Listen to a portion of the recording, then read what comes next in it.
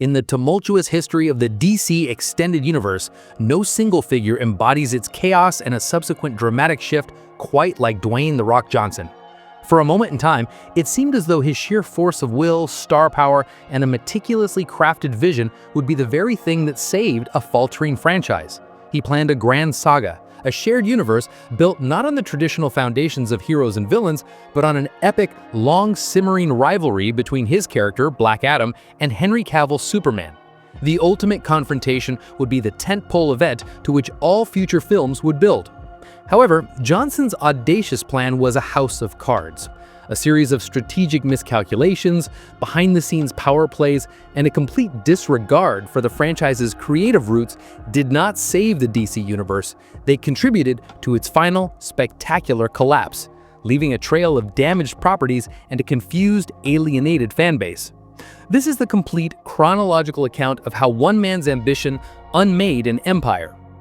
Dwayne Johnson's journey to becoming a Hollywood A-lister was a slow, deliberate climb. After making a successful and memorable debut in The Mummy Returns and earning his own spin-off with The Scorpion King, he spent years building his acting resume. Films like The Rundown, Walking Tall, and Doom were not blockbuster smashes, but served to establish his presence and charisma. He strategically took supporting roles in ensemble comedies like Be Cool and Get Smart, patiently building a resume and credibility in a crowded field. It was during this period, specifically while filming Get Smart, that a pivotal meeting took place. Director Peter Segal approached Johnson about a new project, a film about the DC hero Shazam. While exploring the character, Johnson found himself gravitating to Shazam's arch-enemy, Black Adam. The character's ambiguous morality, his history as a former slave, and his anti-hero status resonated deeply with the persona Johnson had so carefully cultivated as The Rock in the world of professional wrestling. He was convinced this was the role he was meant to play. By the time the Shazam project finally moved forward almost a decade later, Johnson was no longer a rising star, he was one of the biggest movie stars in the world. When the studio presented a script that featured both Black Adam and Shazam's origin stories in a single film, Johnson and his team pushed back. In a shrewd business move, Johnson argued that a single film would not do justice to either character. He pitched an alternative: two separate movies, one for the fun, lighthearted tone of Shazam, and another for the dark, gritty, and violent world of Black Adam. The studio, recognizing Johnson's global appeal, agreed. This decision, seemingly a win for both films, was the first domino to fall in a plan that would prioritize star power over a unified narrative. As Johnson's Black Adam film was still years away, the DC extended universe was already in disarray. The studio was reeling from the disappointing performance of Justice League and the subsequent departure of director Zack Snyder. In an attempt to bring order, Warner Brothers brought in Walter Hamada to lead DC Films. His mandate was to shift the franchise away from a single auteur's vision and toward a more commercially viable and interconnected strategy. A perfect opportunity to demonstrate this new strategy arose with Shazam. The film's final scene was originally planned to feature a surprise cameo by Henry Cavill's Superman. It was meant to be a genuine fan excitement, confirming that all these characters existed in the same world. However, the plan fell apart. Negotiations with Cavill and his agent, Danny Garcia, who, crucially, was also Johnson's ex-wife and agent, stalled. Reports suggested that Cavill felt the offer was too low, while others speculated that it was a strategic holdout by Garcia to negotiate a new, comprehensive contract for Superman. The standoff led to an awkward last-minute decision. The scene was shot with a body double, with the camera only showing Superman from the neck down. It was a moment of clumsy world-building that stood in stark contrast to Marvel's meticulous approach, where even in the early days, Robert Downey Jr. showed up for a quick post-credit scene in The Incredible Hulk because all parties understood the long-term importance of these brief connections. The failed cameo created a deep strain in the relationship between Cavill, Garcia, and Warner Brothers, foreshadowing the instability to come. As the years passed, DC's box office struggles continued. Birds of Prey, Wonder Woman 1984, and The Suicide Squad all underperformed. Meanwhile, Black Adam had been shot and edited, and the first test screenings were disastrous, with the film scoring as poorly as Bad Girl, which Warner Brothers would later cancel entirely for a tax write-off. The studio, panicking, ordered a costly 20-day round of reshoots that swelled the film's budget from $190 million to an astronomical $260 million. Amid this frantic state, a major change was unfolding behind the scenes. DC Films president Walter Hamada was preparing to step down.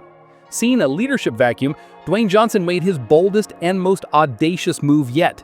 He went around Hamada and pitched a new post-credits scene directly to Warner Brothers executives.